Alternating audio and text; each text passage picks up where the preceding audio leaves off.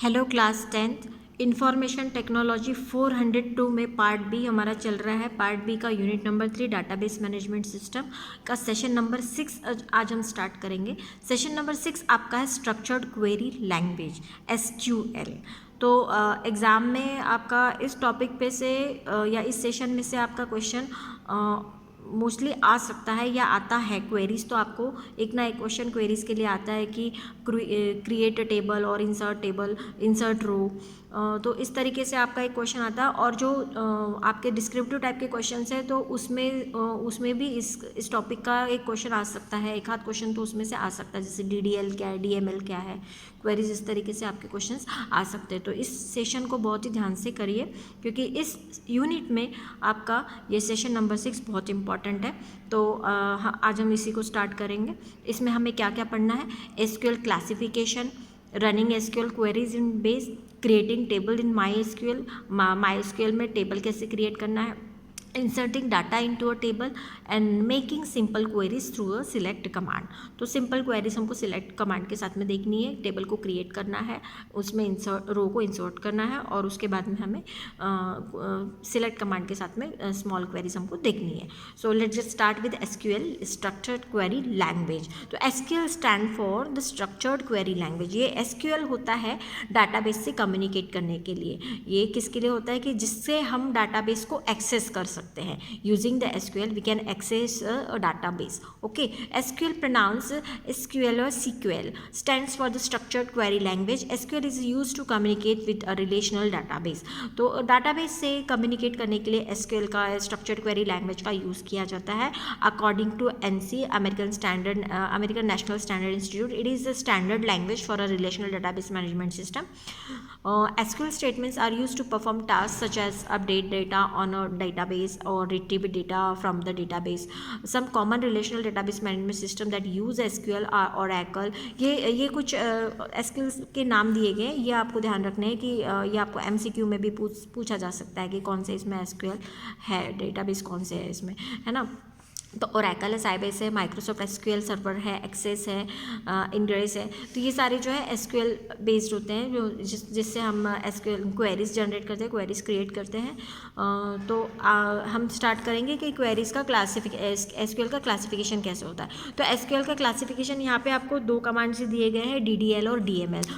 तो DDL क्या होता है? DDL stand for the data definition language.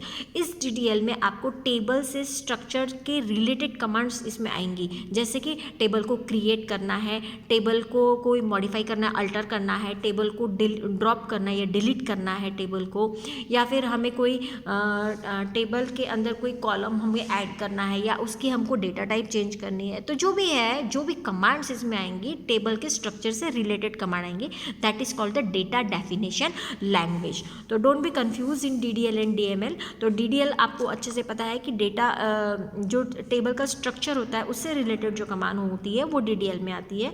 तो जैसे कि create table, altering table and dropping table, है ना। टेबल को क्रिएट करना है, टेबल को अल्टर करना है, मॉडिफाई करना है या ड्रॉप करना है, मतलब टेबल को डिलीट करना है।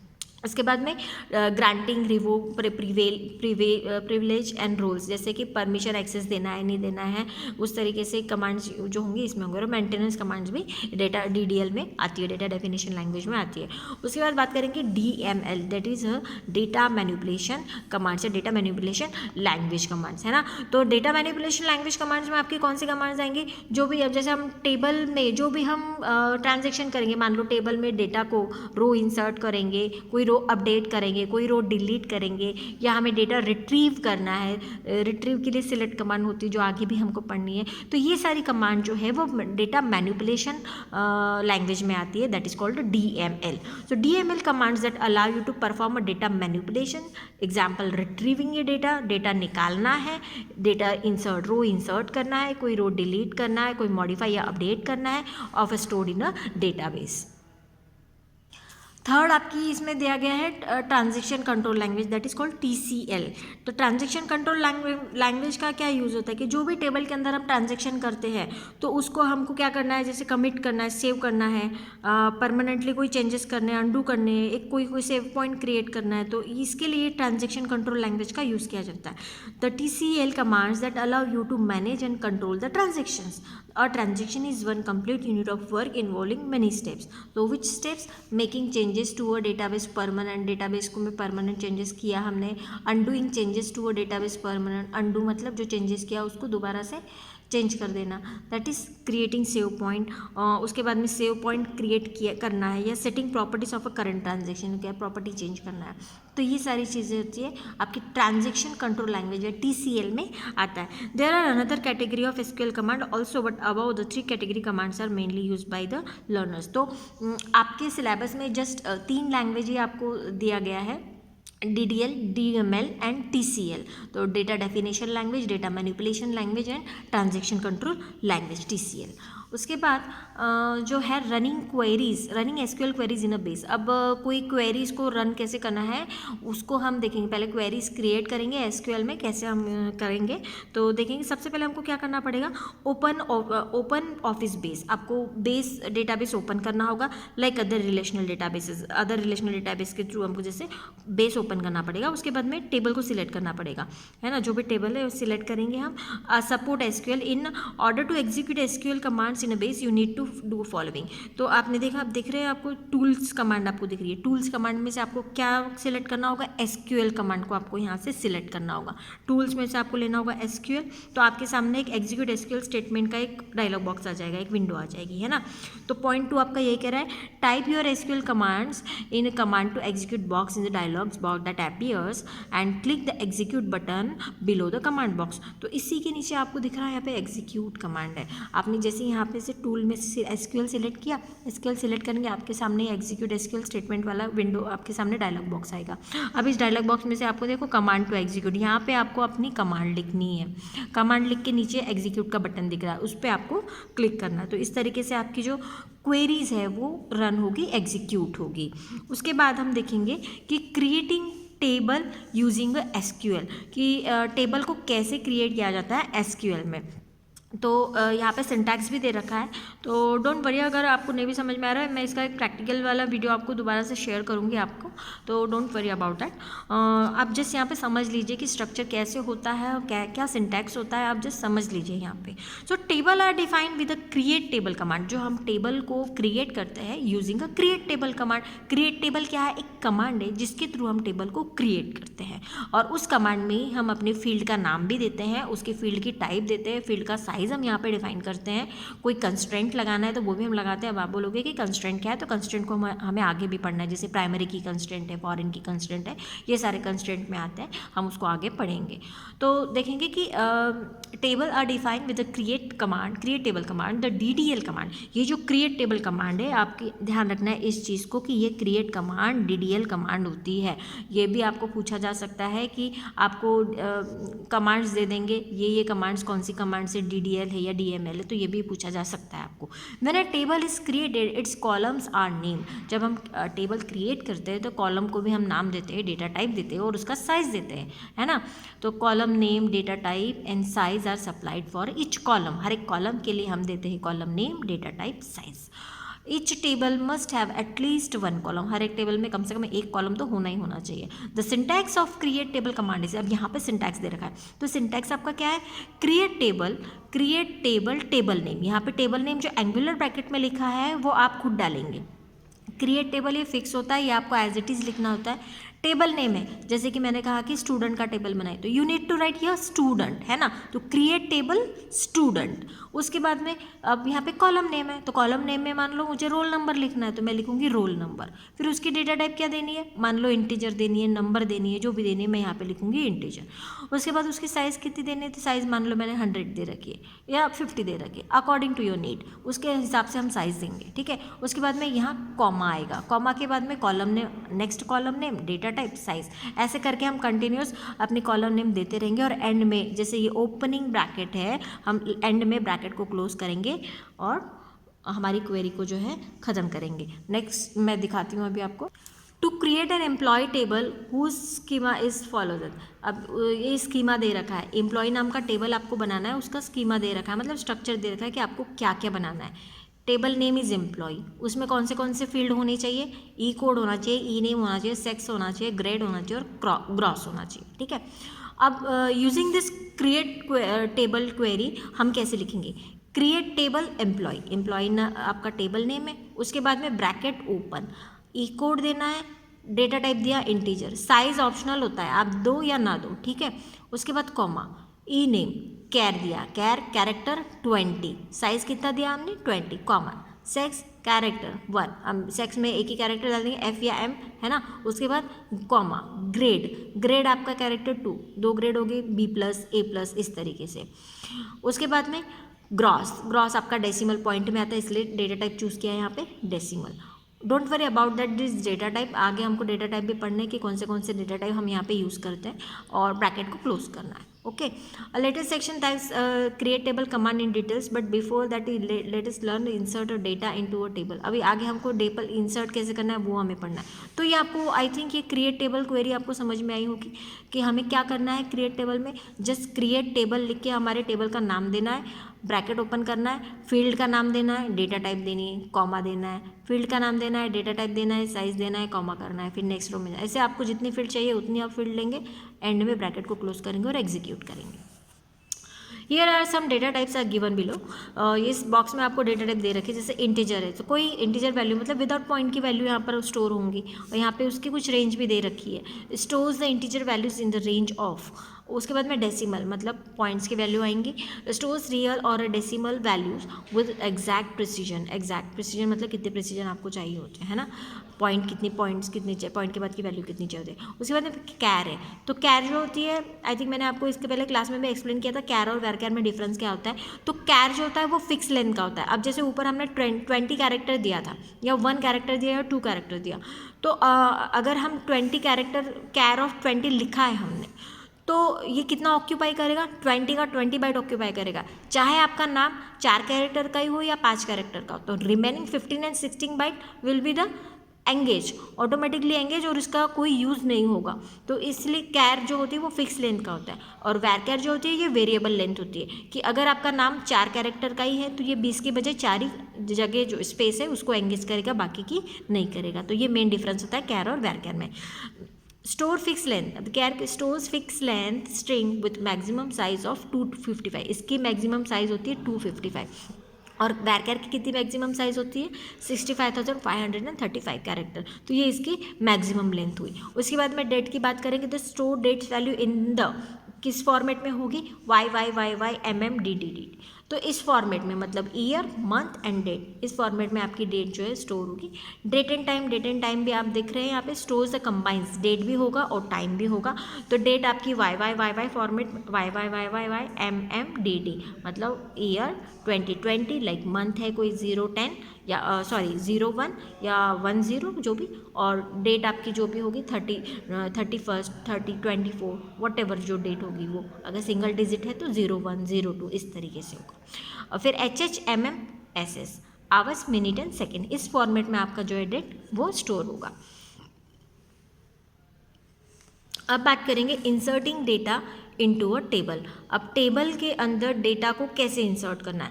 अभी हमने जो देखा था क्रिएट कमांड क्या थी हमारी, DDL कमांड थी। DDL कमांड मतलब डेटा डेफिनेशन लैंग्वेज में आती है क्रिएट कमांड। अब ये जो इंसर्ट कमांड है ये आपकी DML में आती है, जो कि डेटा मैनिपुलेशन लैंग्वेज में आती है ना। तो इंसर्ट कमांड का क्या यूज़ है, टेबल के अंदर डेटा को इंसर्ट करने के लिए, रो को इंसर्ट करने के लिए इंसर्ट कमांड का यूज़ किया जाता है।